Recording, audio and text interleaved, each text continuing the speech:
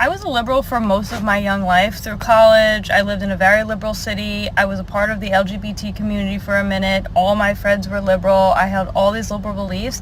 And let me tell you, there was no hate like liberal hate. I had conservative family members that still talk to me, that still engage in conversation with me, even though I held liberal beliefs. But the second that I became more conservative, you best believe I lost like most of my friends. The second I had a child, most of my liberal friends were not anywhere to be seen. They didn't know how to support me. They didn't really care. When I told a few of them I was pregnant, they reminded me of my right to choose. That was their first reaction. No thanks, I choose life. And even within the liberal community when I was in it, it was always this like, who's more woke? Like, you better have the right opinions about this. You better have the right opinions about that. Like, there was no winning. There was literally like never woke enough. I've never experienced anything even close to remotely the same in the conservative sphere. If I have to be honest, I've seen this happen so many times. I don't believe liberal or inclusive at all, especially when you have a different opinion. And once you have a baby, the idea that sometimes the first thing they do is suggest, well, you have a choice. It's so offensive. Like, why aren't you happy that maybe somebody can have something beautiful with the baby? No. The first thing they think is like, oh my god, you have a choice. And most people that have a baby, they start becoming conservative because they care more about their baby than their own value. I went through addiction, through single motherhood.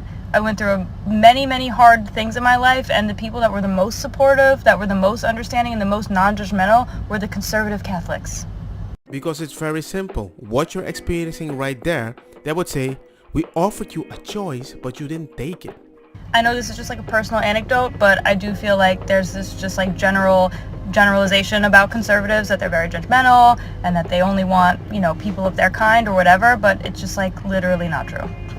I mean, just go down to my video about Charlie Kirk versus Jimmy Kimmel. All of the comments are like so dark and cruel and mean and snide and sarcastic and like void of intellect. Like, this is how the left communicates. It's just that you don't see life in things that I see life. And all the struggles I have that I'm working to pass through, you don't see that. For you, it's all about mental health, go to a therapist. Mental health, get a psychologist. And I'm like, why can't we just power through and go forward? Well, statistics source says it's very hard. Yes, that is true. But why can't you go along with me through the struggle? Why can't you why can't you sympathize, not empathize, sympathize me until I reach that moment? You don't see that a lot. It's all about, well, you made the choice, you had the choice with the baby.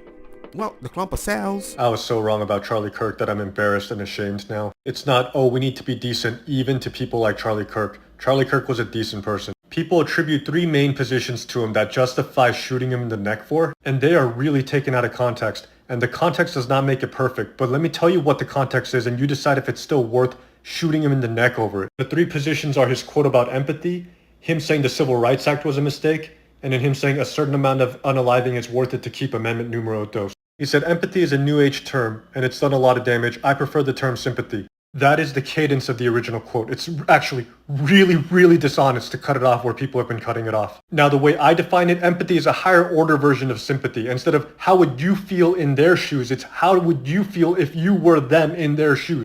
So empathy isn't some new age term, it's a reflection of society evolving. But not being able to see that is not a capital offense, not even close. Anybody who's given you this quote for that purpose is not someone you can trust. Empathy is beautiful, but you need to be able to understand the person to guide them with sympathy. So you can go forward, like a father guide a kid so they can go forward. You don't become a kid to guide a kid, because kids just hold each other, we are friends. But what do we do now? Wah! Now, the civil rights one was crazy when I heard that. And the implication is obviously that he doesn't think black people deserve rights. Would I want to pew someone in the neck over that? It starts to get blurry because it's not just words, right? He's influential. Don't project stupid positions onto me, okay? Political violence is not off the table. Words are not just words. But here are some more of his words. He explicitly said the intention of the Civil Rights Act was good. His position was that other initiatives like DEI were attached to the Civil Rights Act, which was written too open-ended, and so the Civil Rights Act was a mistake. This is wrong for a lot of reasons. I'll just go with the simple one. At the time that the Civil Rights Act was passed, you couldn't pass a law saying, hey, just don't be racist, and then everything would work out fine. You had to put a lot of protections in. So this is clickbait, this is insincere, it's a trashy way to get more views. But it is not the same thing as saying black people don't deserve rights.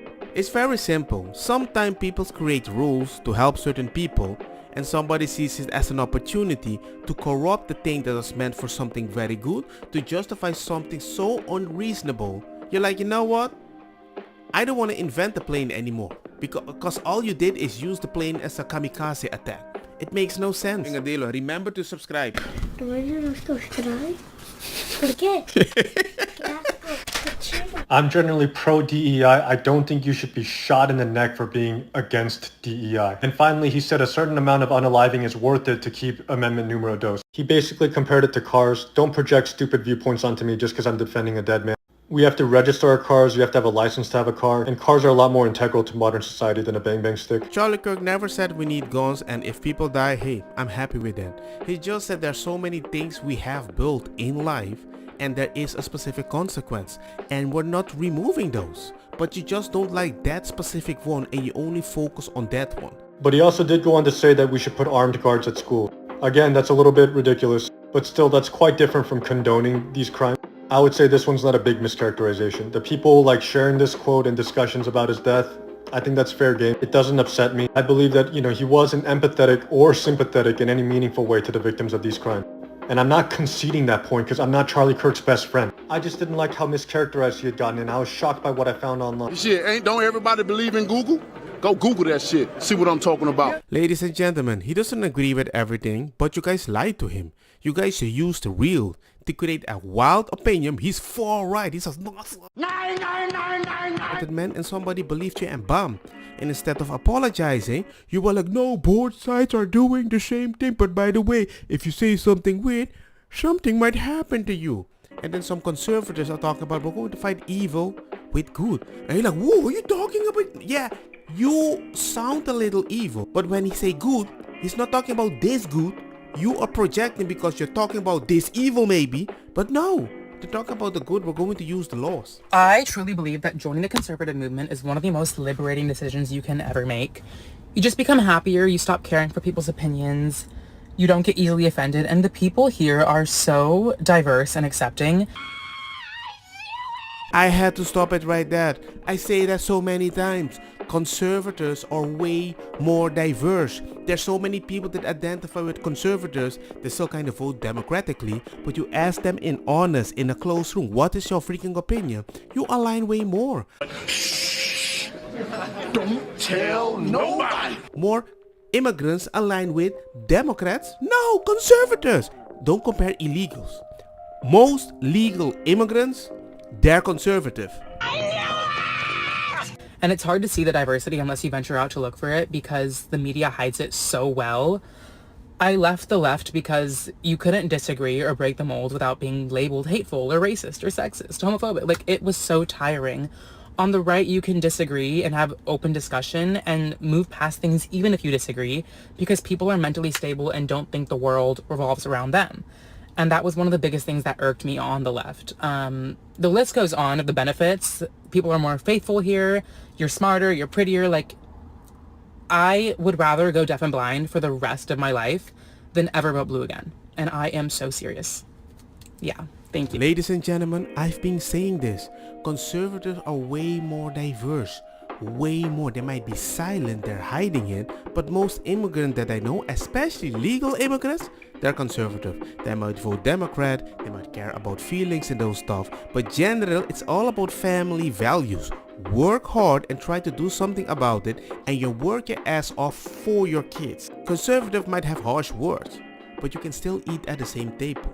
The amount of time I speak to left-leaning people that can't even say at the same table with people they disagree, especially family, is wild. The only thing that pisses me off about the left is that every single time I post something about being a black conservative, they always want to go, oh, well, they're never going to accept you. You're never going to be one of them. They're never going to do anything for you. God damn, that was racist. okay, cool, I don't want to be one of them, whatever that means. They don't need to do anything for me. Everything that I've ever achieved or received is because of me and my work ethic alone. Every single job I've had, promotion I've had, school I've gotten into, grade that I've received is because of me and me alone. Not because of my skin color, but because of my merit. While you sit over there and play the oppression game and wait for another government handout, I'm out here grinding and working and getting the things that I'm setting out to receive. And it has nothing to do with my skin color, but everything to do with the content of my character. Thank you. I love it when people tell me they know my life better than myself because they saw something on Wikipedia, they read the source, and my anecdotal experience does not justify what is happening to other black people. But once I'm in the circle, they're surprised, what? There's so many black people very conservative. What? Immigrants are conservative? Ain't nobody got time for that. But I'm like, I already told you this, but you never believed me. Well, that's a different time. You use that source from Fox. Why are you a conservative, sir? Well, I used to be a Democrat, but unfortunately the Democrats went too far to the left, and the Republicans moved into their position that the Democrats were 40 years ago. See, and so what the Democrats believed 40 years ago, the Republicans believe today. And so I realized that I had to go to a Republican because the Democrats just got too far off the trail. They just got completely off the trail and lost all reality of what America stood for. And so I realized that Republicans at this point in time are more focused on what is best for America than what the Democrats are. I mean, we all know that when Chuck Norris gets bitten by a snake, the snake gets poisoned. But the fact that he changed from the Democratic Party, ooh, that means, hey man, maybe you all representing way more poison than you think. Don't get me wrong, makosa kita bong. Put the fire na mi blonde kush hash purple skunk criollo colombici jam jam. Turlo que ta verdetta welcome.